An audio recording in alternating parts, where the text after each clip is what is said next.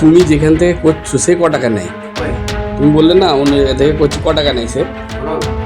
তোমার এত তুমি যেতে হবে, আমি ওর সাথে যেটা ভালো করে বলছি, আমি উপকার করতে আমার সার্টিফিকেট অনেক ঘুরেছি।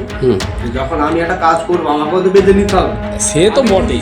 আমি ছেলের জন্ম সার্টিফিকেট আমি করতে ঘুরিনি, ভুল হচ্ছে। ছেলের জন্ম সার্টিফিকেট আমি করতে ঘুরিনি, আমি রাজেশকে দিইনি। না, ছেলের জন্ম সার্টিফিকেট রাজেশকে দিইনি, আমার আধার কার্ড করতে দিই। তুমি দেখে দেখে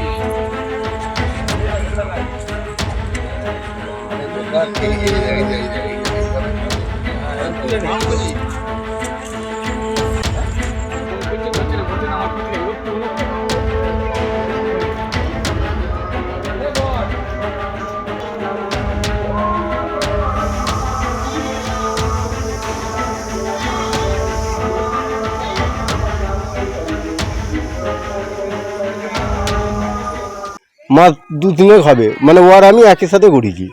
আচ্ছা, মফজিল আর আমি একই সাথে করেছি, তো এই কারণে তো আমার জমা সার্টিফিকেটটা বের করা হয়নি। এর আমি ওকে বললাম যেরকম ধরে ছিলাম অনলাইনের ব্যাপার, মানে রায়েশ বলে একজন আছে, রায়েশ মণ্ডল, সে বললো যে দেখ এসব জিনিস হয় না, ঠিক আছে। এবার হচ্ছে যদি এক প্রান্তে যদি হয়ে ওঠে আমি তোকে হচ্ছে পুরো হচ্ছে অরিজিনাল ছাড়া তো করে দিতে পারবো নি, ফালতু হচ্ছে ডুপ্লিকেট করে দেবো, একটা শুনতে খারাপ, ফের একটা বদনাম, ফের তুই নিজে হচ্ছে আমার সাথে হচ্ছে অশান্তি করবি। তা যদি এখন যদি হয় আমি তোকে করে দেবো, আর যদি না হয় আমি তো বলছি যে এখনো হয় না। এই বললে এবার আমি রবি কাছে গেলাম, রবি বলে হ্যাঁ হয়ে যাবে, এরকম হচ্ছে 3,000 টাকা লাগবে। 3,000 টাকা হয়ে লাগবে, আমি বলি যাক 3,000 টাকা আমি করবো নি, আমার হচ্ছে কোর্টে উকিল আমার জানাশোনা আছে, উকিলের সাথে কথা করে দেখবো। তখনও বললো না 3,000 না 2,000। আমি 2,000 টাকা পারবো না, যদি হচ্ছে হায়ার ডিরেক্টর যদি করে দিস তো করবো, নাহলে করবো না। বলতো না ঠিক আছে তুই আমাকে 1,500 টাকা দিবি, আমি তোকে করে দেবো। এবার আমি 1,500 টাকা দিচ্ছি, 1,500 টাকা তো আমার মাধ্যমে ও করে দিয়েছে। এবার হচ্ছে এর আমি একই সাথে করেছি। এবার এর থেকে আমি প্রায় খবর নিয়ে হারা জন্ম সার্টিফিকেট আধার কার্ড করতে গেছিলি, আধার কার্ড করতে গেছিলি, বললে হ্যাঁ আমি এই যাবো করে এই সেবারে থেকে গিয়েছিলো, এরম ব্যাপার। যেরকম হচ্ছে হয়নি, ওখানে হচ্ছে খুব বড় ছোটো কথা শুনিয়েছে। এবং ওখানে সেটা ও জানে, ওটা আমি জানি না। ও আমাকে যেরকম বলেছে ওখানে হচ্ছে কথা শুনেছে, ডুপ্লিকেট জিনিসপত্র নিয়েছে, এখানে হচ্ছে ঝামেলা করলে হবে, এখানে ফালতু জিনিসগুলো নিয়ে এসে কেন এসব জিনিস আমারও তো ডুপ্লিকেট হবে। ওর আর আমার তো পার্থক্য কিছুই নেই, কারণ যেহেতু ওই করেছে। আমার কিছু এখন আমি করিনি, আমি এখনো যাইনি এই জিনিসটা করতে। মানে ওরটা ডুপ্লিকেট বলেছে, ওরটা ডুপ্লিকেট যে গেলে আমারটা তো ডুপ্লিকেট হবে।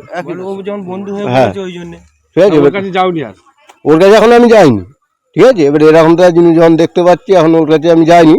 আমি তো বলছি এত বুধবারে আমার তো বুধবার আমাদের লাইন কাজের লাইনটা ছুটি, তো হচ্ছে বুধবার আমি ডুপ্লিকেট হয় তাহলে কি করবে?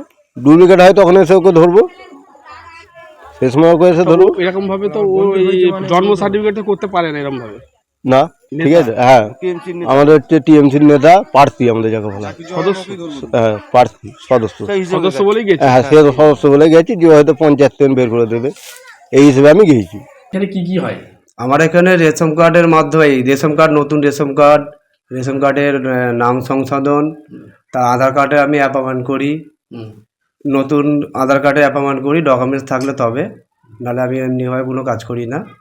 আর এখানে আধার কার্ডের মাধ্যমে আমি টাকা তুলি, এই কাজগুলো হয়। যেখানে আনলিগাল কাজ আমি একটা কিছু করি না।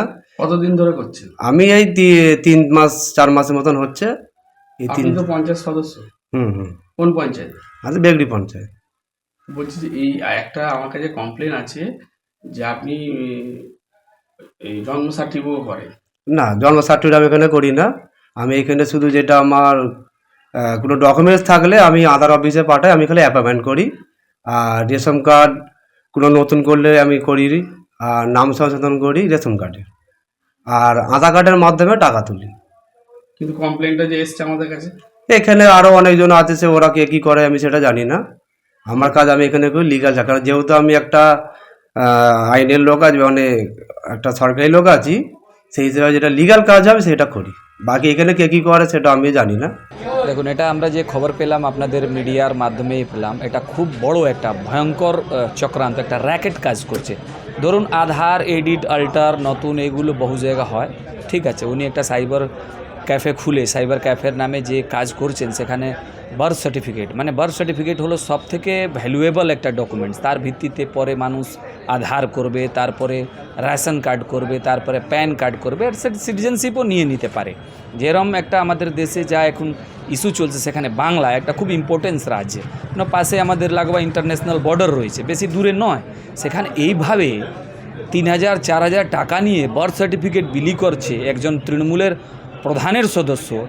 এটা তৃণমূল সহযোগিতা, এমএলএ এমপি সহযোগিতা ছাড়া হয় না, এটা বহু বড় র্যাকেট। আমি তো বলবো ইমিডিয়েট ডোমজুর থানা তাকে অ্যারেস্ট করিনি কেন?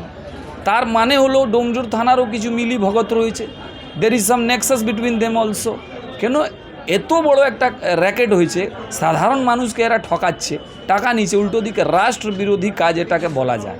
কেন একদিকে আপনি দেশের বিরোধিতা করছেন এইভাবে, ইলিগাল যেগুলো ডকুমেন্টস তৈরি করছে, অন্যদিকে সাধারণ গরিব মানুষকেও ঠকাচ্ছেন।